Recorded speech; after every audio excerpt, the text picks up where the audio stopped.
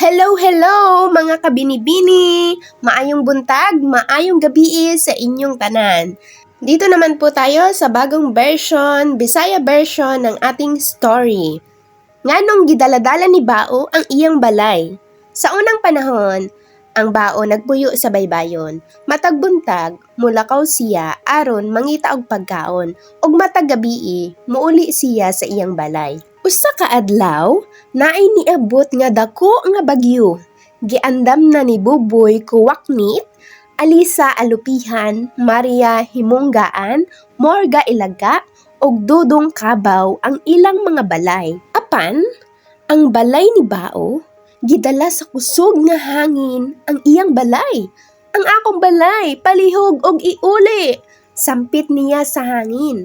Apan, wala jud ni giuli sa hangin. Nihilak si Bao kay wala na siyang balay. Unsaon na ni nako karon? Padayon og hilak si Bao. Sa sunod nga adlaw, naghimo si Bao og bag-ong balay nga layo na sa baybayon. Usa ka gabii sa iyang pag-uli sa iyang balay, nakit-an ni Bao nga nasunog ang iyang balay tungod sa aninipot nga si Anya. Ang akong balay, nasunog! Syagit ni Bao. Apan, nasunog na kinitanan. Sige na lang og hilak si Bao sa tibuok kagabii. Niduol kaniya si Anya aninipot. Iniingon siya, Bao, pasaylo ako. Nasunog na ako imong balay. Wala na ako tuyua. Gipasaylo na kita, Anya. Sige lang, maghimo lang ko og bag-ong balay. Tubag ni Bao. Apan, naguol jud si Bao. Kabalo siya nga maglisod na siya og buhat og bag-ong balay sa sulod sa usa ka semana. Miadto si Bao sa iyang higala nga si Lolo Mano, ang tiguwang na unggoy. Mangayo siya og tambag, Lolo Mano, maayong buntag. Sampit ni Bao. Bao, nibisita man lagi ka. Unsa man unta?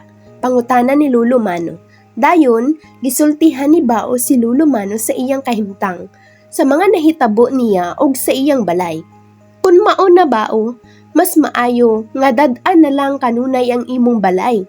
Dad-on akong balay? Dad-a lang siya kanunay aron dili na ka maghuna-huna. Sakto ka Lolo Mano. Daghang salamat.